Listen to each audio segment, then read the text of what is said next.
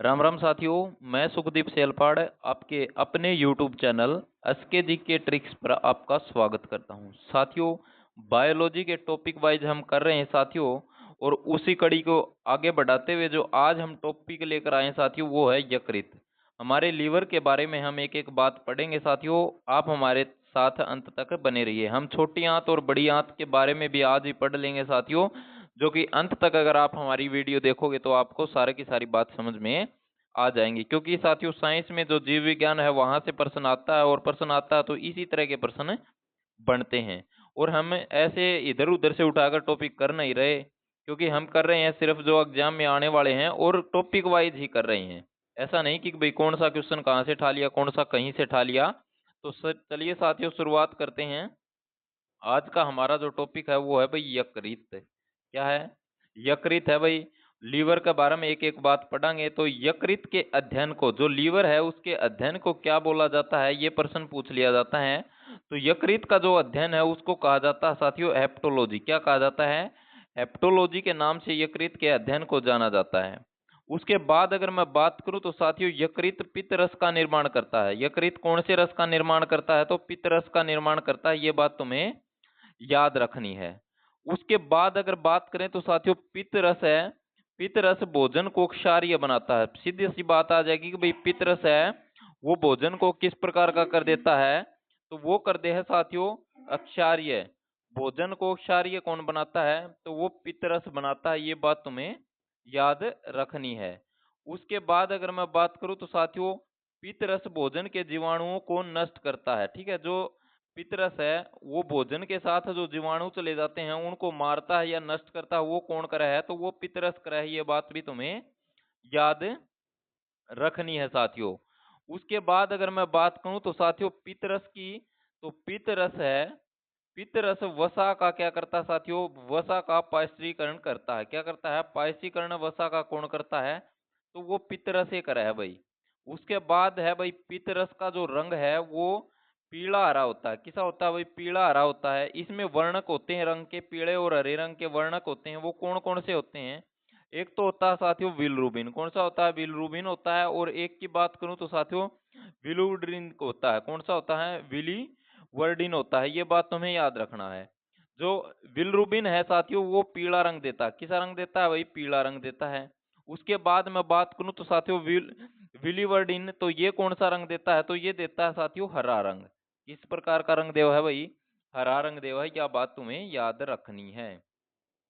उसके बाद अगर मैं बात करूं तो साथियों, पित्त रस हर दिन कितना बन जा है? हमारे शरीर में पित्त रस है भाई, यो कितना बन जा है? तो पित्त रस की अगर बात आ जाए भाई कितना बना है, तो 1 से 2 कप पित्त रस बन जा है। यह बात भी तुम्हें याद रखनी है।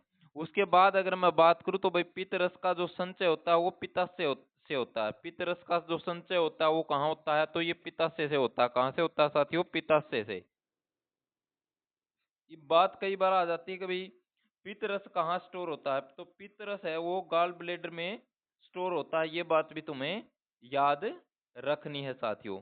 अब बात कर लेते हैं साथियों पेनक्रियाज के बारे में। किसके बारे में?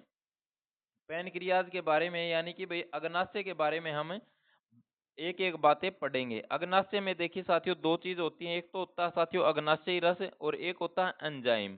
तो अग्नाशयी रस है ये किस प्रकार का होता है भाई? पानी के साथ एंजाइम का घुलना ही क्या होता है? अग्नाशयी रस होता है।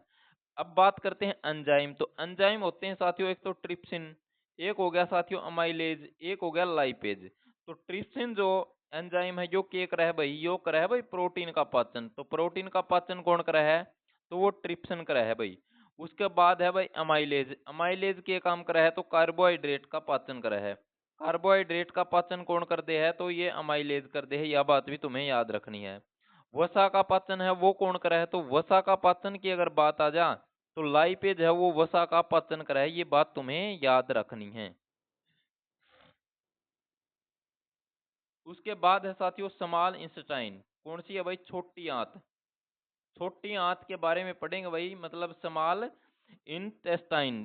स्मॉल इंटेस्टाइन के बारे में अगर पढ़ें, छोटी आंत के बारे में अगर हम पढ़े, तो सबसे पहला जो प्रश्न बनता है साथियों वो बनता है भाई छोटी आंत की लंबाई।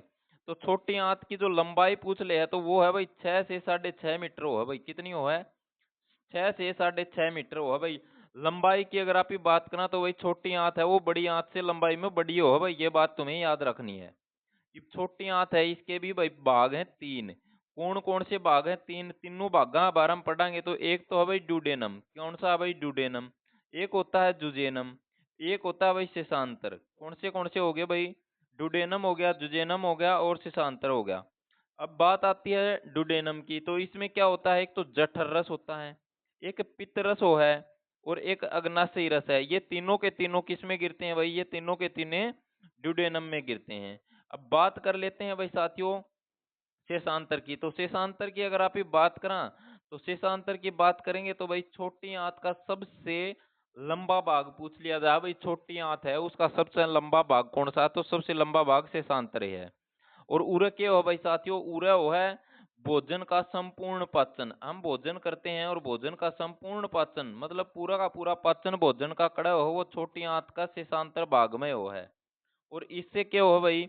इससे आंतीय रस निकलता है भाई, ये बात भी तुम्हें याद रखना है। और आंतीय रस है भाई, इनमें कौन से 5 प्रकार के एंजाइम हो? कौन कौन से हो हैं? तो एक तो हो गया भाई इरिप्सिन, एक हो गया माल्टेज, एक हो गया लैक्टेज, एक हो गया सुक्रेज, एक हो गया लाइपेज। ये क्या काम करें भाई? इरिप्सिन का जो काम होगा साथियों वो होगा प्रोटीन का पाचन करना। क्या का पाचन? प्रोटीन का। माल्टेज हो गया यो माल्टोज का पाचन करेगा भाई। लैक्टेज हो गया यो लैक्टोज का पाचन करेगा। और सुक्रेज हो गया यो सुक्रोज का पाचन करेगा। लाइपेज हो गया यो वसा का पाचन करेगा। ये सारा की सारी बात तुम्हें याद रखनी है छोटी आंत के बारे में। ये बात आ जाता है भाई बड़ी आंत। लार्ज इंटेस्टाइन के बारे में अगर पढ़ें तो बड़ी आंत के बारे में मैं बात करूं तो इसकी जो लंबाई हो है वो साथियों 1 से 1.5 मीटर की इसकी लंबाई हो है। यह बात तुम्हें याद रखनी है। वह 6 से 6.5 मीटर थी और यह बड़ी जो आंत है यह 1 से 1.5 मीटर की है भाई। बड़ी आंत के भागों की अगर बात करें तो 3 भाग हैं भाई। एक तो सिक्कम हो गया, एक कोलन हो गया, एक मलाशय हो गया। ये 3 भाग हैं बड़ी आंत के। ये छोटी आंत में तो भोजन है भाई, छोटी आंत में तो बड़ी आंत का कौन से भाग में जाएगा? तो खाना है। छोटी आंत से जो बड़ी आंत में आओ वो सबसे पहले सिक्कम भाग में ही आओ है। कौन से भाग में आओ है? सिक्कम भाग में। ये बात आओ है भाई कोलन की। कोलन की बात कर लें भाई साथियों तो कोलन का जो भाग है साथियों ये सबसे लंबा भाग है बड़ी आंत का। बड़ी आंत का सबसे लंबा भाग कौन सा है? तो यो कोलन है। और मल से अतिरिक्त जल का अवशोषण यहाँ होता है। अगर साथियों दस्त लाग जा तो इन्फेक्शन हो जाए वो कोलन भाग में ही होता है साथियों। कौन से भाग में हो जाता है इन्फेक्शन? तो वो कोलन भाग में हो जाता है। उसके बाद अगर आप ये बात करा तो यह एक अच्छा जीवाणु होता है। जो ये भाग है ये क्या है? एक प्रकार का अच्छा जीवाणु होता है। ई कोलन जीवाणु विटामिन B12 और के देता है। कौन से विटामिन दे? B12 और के देता है भाई। ये बात आओ है मलाशय की। तो मलाशय है ये सबसे छोटा भाग होता है। बड़ी आंत का सबसे छोटा भाग कौन सा है? तो मलाशय है। तो आज जो हमने साथियों क्लास पढ़ी है इसमें हमने लीवर के बारे में भी पढ़ लिया साथियों, और साथ साथ में छोटी आंत पढ़ ली और बड़ी आंत पढ़ ली। तो यहाँ से जो प्रश्न बनेगा वो आपका गलत नहीं होगा, क्योंकि एक एक चीज बहुत ही बारीकी से कर ली है।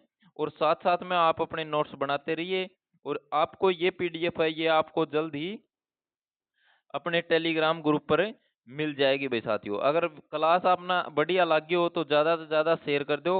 अगर आप हमारे चैनल पर नए हो तो आप हमारे चैनल को सब्सक्राइब करके बेल आइकन दबा लो, ताकि जो आगे आने वाली जो इन्फॉर्मेशन है जो क्लास है वो तार तक पहुँच जाए। तो इसलिए बेल आइकन दबाना बहुत जरूरी हो भाई साथियों। तो मिलते हैं साथियों एक और जमा बढ़िया क्लास के साथ कल फिर। तब तक आप अपनी तैयारी बहुत ही बेहतरीन तरीके से करते रहिए, ताकि आपका पेपर है वो पास हो जाए अच्छे नंबरों से। जय हिंद साथियों, जय भारत।